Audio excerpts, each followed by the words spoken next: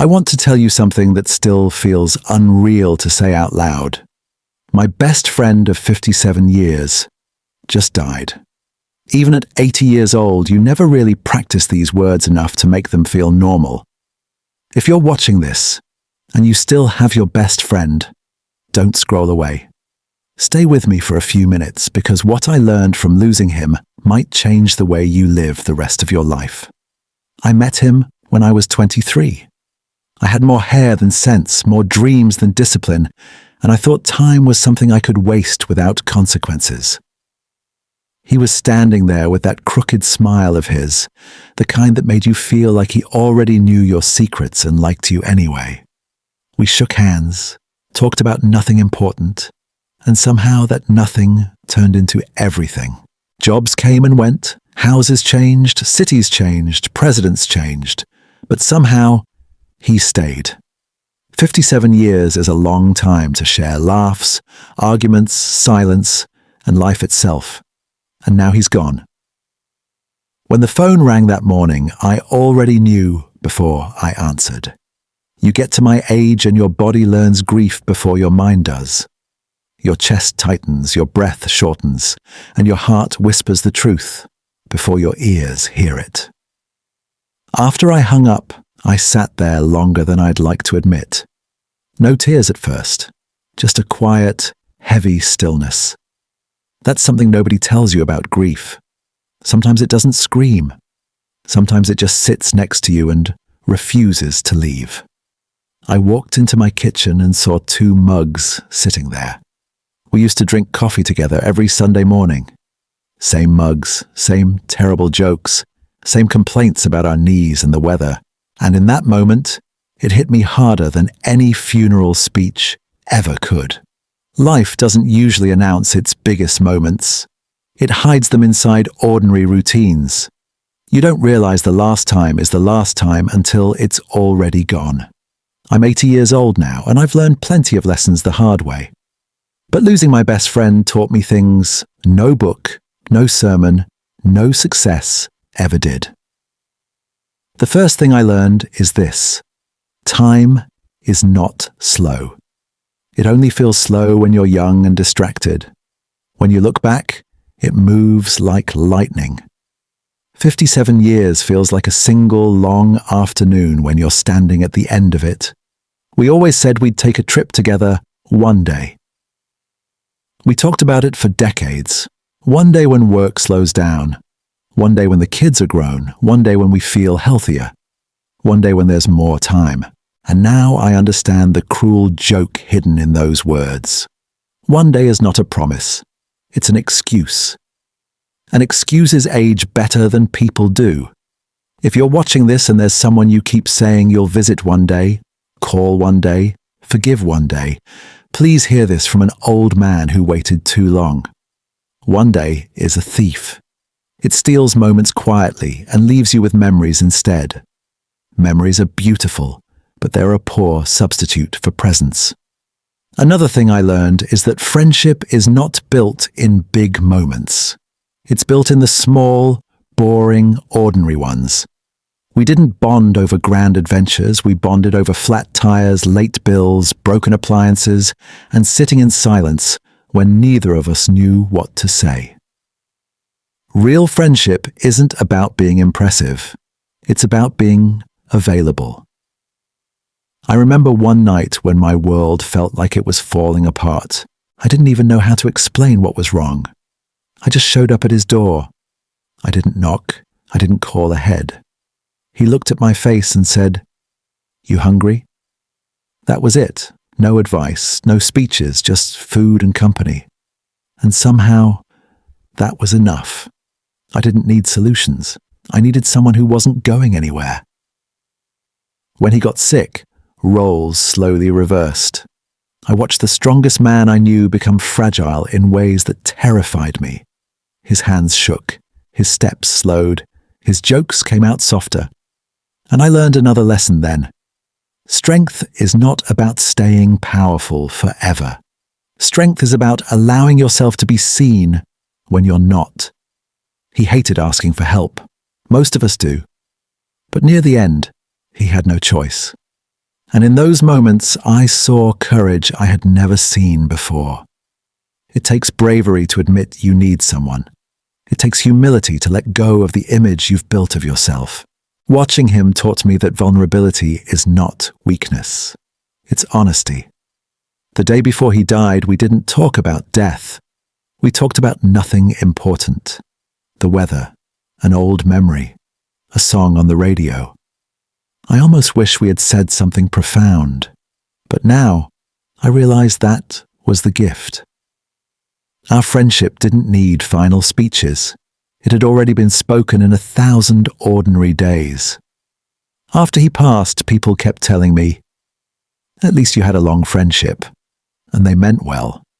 But length doesn't soften loss. It deepens it. The longer someone is part of your life, the more places they occupy inside you. When they leave, it's not one hole, it's many.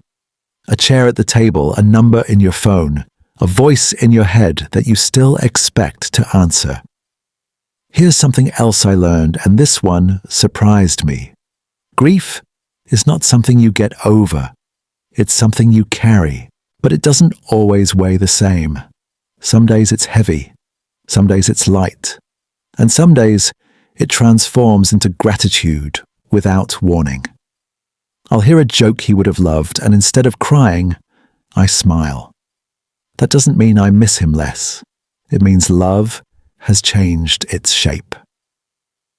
At 80 years old, you start thinking about your own ending, whether you want to or not.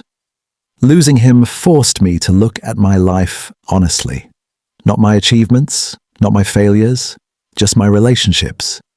And I realized something uncomfortable. The only things that truly mattered were the people who walked beside me, not the trophies I chased.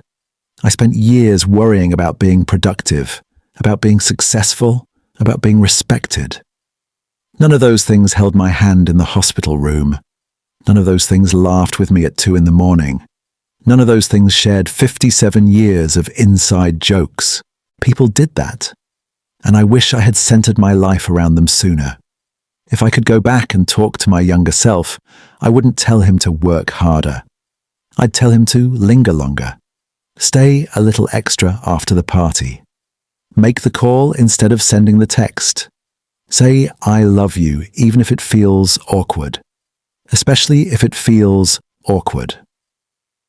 Another lesson loss taught me is that we often love people silently, assuming they already know. We think our presence is proof enough. But when someone dies, silence becomes your greatest regret. I'm grateful I told him what he meant to me, but I still wish I'd said it more. Love grows when it's spoken. I also learned that forgiveness is urgent. We had arguments over the years, stupid ones, pride-filled ones. Some lasted days, some lasted months. Looking back now, they all feel embarrassingly small. Time has a way of shrinking grudges until they disappear completely. I wish I had let them go faster. Life is too short to let ego sit in the driver's seat. One of the hardest moments after his death was realizing that no new memories will be made. Everything now is a replay. That's when it truly hit me how precious the present is. Right now is the only place new memories are born. Yesterday is locked. Tomorrow is uncertain. Right now is where life happens. If you're younger and watching this, you might think 80 sounds impossibly far away. I promise you, it's not. One day you're making plans, the next you're telling stories. The days don't warn you when they're about to become memories. Another thing I learned is that it's okay to slow down. Society tells you to keep chasing, keep proving, keep pushing. But near the end of life, speed loses its value. Depth becomes everything. A single, honest conversation means more than 100 rushed interactions. Sit with people. Listen without planning your reply. That's where connection lives. I learned that legacy is not about being remembered by many. It's about being deeply remembered by a few. My friend won't be known by history books, but he shaped my life more than any famous person ever could. That's real impact. I also learned that aging doesn't make you immune to pain. It just gives you context. At 80, grief still hurts just as sharply, but it also arrives with wisdom. You understand that pain and love are inseparable. You can't have one without the other, and knowing that makes the pain bearable. Sometimes I sit alone now and talk to him, not because I think he can hear me the way he used to, but because speaking keeps him alive inside me. Memory is a powerful thing. As long as we remember, a part of them stays. If you take anything from this story, let it be this. Don't wait to live the life you'll wish you had lived. Don't postpone love. Don't delay forgiveness. Don't save your words for funerals. Say them now, while voices can still answer back. I'm 80 years old and I've buried my best friend. I would give anything for one more ordinary Sunday morning. One more bad joke, one more cup of coffee. But life doesn't work that way. It only moves forward, so if you're still moving forward with people you love, walk a little slower. Hold on a little tighter. And if this message reached you at the right moment, do me one favor. Call someone you haven't talked to in a while. Sit with someone you love without distractions. And remember this old man's words. In the end, it's not the years in your life that matter. It's the life you share in your years. Thank you for listening.